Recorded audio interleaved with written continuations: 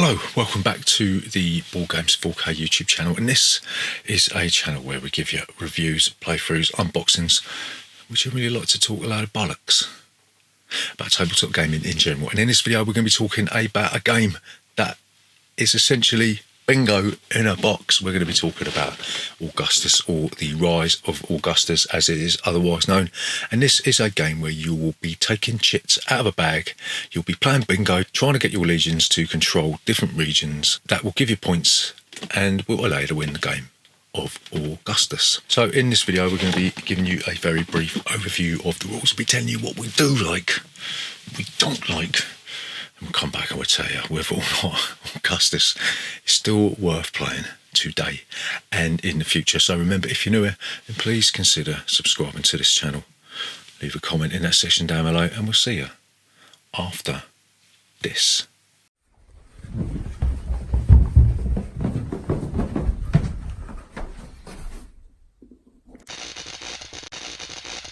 Board Games 4K. So Augustus, how do you play this game?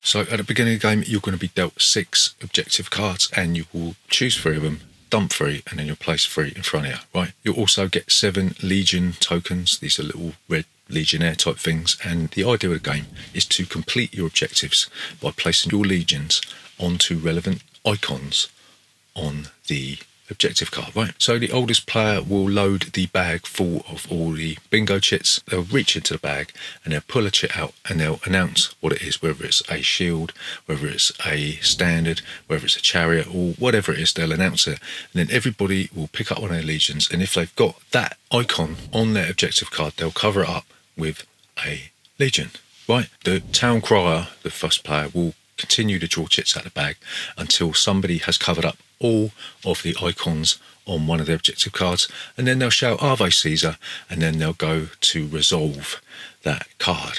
Okay, so what you do then, you take back your legions off your card, and then you will resolve the reward that is on the card. Okay, so there's 3 different types of powers on the objective cards. You've got cards that give you immediate effects, you've got cards that give you permanent effects, and then you've got cards that will give you points or activate at the end of the game, you know. So you might have the reward that allows you to immediately mobilise 2 legions on the corresponding spaces of your objectives.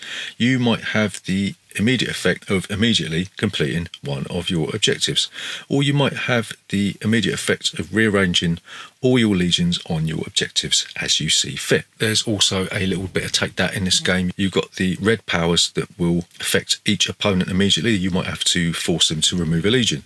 You might have to force them to remove 2 bleeding legions, right? How evil are your mates going to be when they grab hold of these red ones, you know what I mean? You might have to remove all legions from an objective, or you might have to actually remove a control region. Now that is especially nasty, isn't it? There's also rewards at the end of the game. You might get points for every sword icon you got. You might get points for every standard icon, or you might get points for every catapult icon that you have on the board, right? So one of the more interesting factors in this game is that you've got objectives in the centre of the table on tiles as well. You've got the 5 rewards that will give you points for the number of objectives that you complete, and these are quite simple. As soon as you have a certain number of objectives completed, then you get the option of choosing the relevant objective tile, right? So if you completed 2 objectives, you can, if you want to, take the 2-point reward tile, or you can wait for a more lucrative tile to become available when you complete more objectives. The only thing is, so you can only have 1 of these objectives, and you can't swap it out, you can't change it. So if you are waiting for that 8-point or 10-point objective for you to complete that many objectives, somebody comes in and nicks it, that's tough, isn't it? So you've also got the rewards for the colour objective. You've got the reward for completing 3 senator cards. You've got the reward for completing 3 objectives of the different colours. Each one of the region objectives has got a different colour on the bottom. You've got green, pink and orange, and there's also an objective tile for completing 1 of each of these objectives. You've also got the 2 reward tiles for gold and wheat. The way this works is, as soon as you complete an objective that's got a wheat or a gold icon on it, then you'll take that reward tile, and if somebody equals it, then they will take it off you, and that means that if you want to reclaim that reward, you're going to have to go one better than them, you know. So you keep doing this, you will keep bingoing mad, so to speak, until one person has completed 7 objectives, and then the game will end and you'll go into final scoring, right? So final scoring is a complete piece of piss. All you'll do is you'll get the total points from your rewards, you'll get the total points shown on your controlled objectives, you'll get the total points from your powers, you'll add it all together, and the player with the most points will be the winner of Augustus. So what do we like about Augustus? So the first thing that we really like about Augustus is it takes the tired and kind of nonsensical game of bingo and actually does something interesting with it. You know what I mean? It adds rewards to the bingo tiles that you've got. There's also an element to take that in Augustus. It's not just a case of whacking somebody around here with your bingo wings. You can actually activate red powers that are going to stitch up your opponent, and we really like that about Augustus. So the second thing that we really like about Augustus is that there is a huge variety of objectives to complete in this game. I mean, the stack is about that big, you know what I mean? The fact that when you complete an objective, you'll have to take another one from the display. It means you might have your eye on the senator that looks like Jimmy Savile, but your opponent across the way is going to reach in and he's going to grab him. And then you might have to shift your strategy up dependent on what comes out next, you know? So you always got to be on your toes when you're thinking about which card you're going to take next. So the next thing that we really like about Augustus is the token draw is exciting. You know that everything's going to come out eventually, but you don't know what order it's going to come out, right? So you might be sitting there waiting for that chariot and it's not going to come out, and when it actually does come out, you're like, "Ray, I can actually do something now," and that might allow you to complete the objective that is going to get you those really, really nice lucrative points. Whilst the token draw is random, it's still kind of exciting, waiting for that token that you want to come out of the bag. So the final thing that we really like about Augustus is that it is the perfect length for a game of this nature. It's obviously a really, really light and quick filler game. It only lasts for half an hour. My 9-year-old kid got this really easy. I'm sure my younger children could probably grasp this really easily. So it's a perfect family filler game if you're looking for that kind of thing. What don't we like about Augustus? So the first thing and the most important thing about this game is that all of the add-ons and all the bolt-ons aside, this game still is just bingo, innit?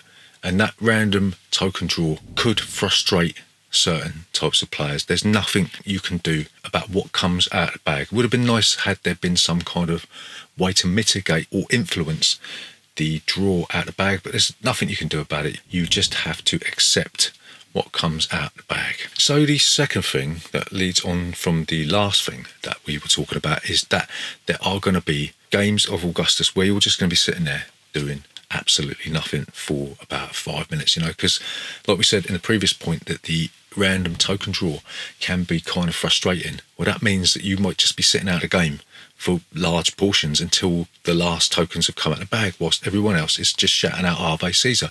And it can be quite demoralising if you are sat there not being able to do anything for a long period of time.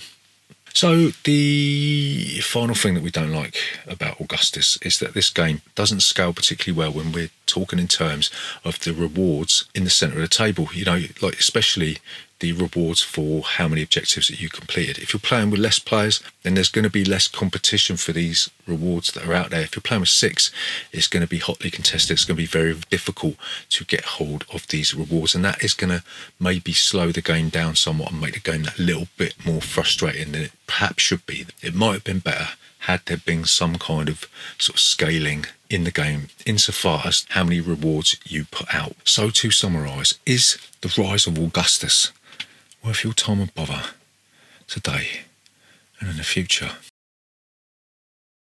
So we are going to say yes, it's a fun yet very, very limited filler game that successfully takes the concept of boring old bingo and morphs it into something interesting and quite fun, as a matter of fact. It maybe is a little bit too random and simple for certain types of gamers. I personally found this just maybe that little bit too random and a little bit too frustrating for a game that I'm going to play regularly. I would prefer, had there been some way to maybe manipulate what comes out of the bag, I might have found this that just a little bit more enjoyable. But there's nothing really quite like it. If you're looking for a variation on bingo, then it occupies a unique space on these shelves behind me. So that's why we've kept Augustus all of this time. So we're going to give Augustus 3 out of 5. Like we said, it's a fun yet limited filler game that will suit you if you just want something like to play with people that maybe haven't played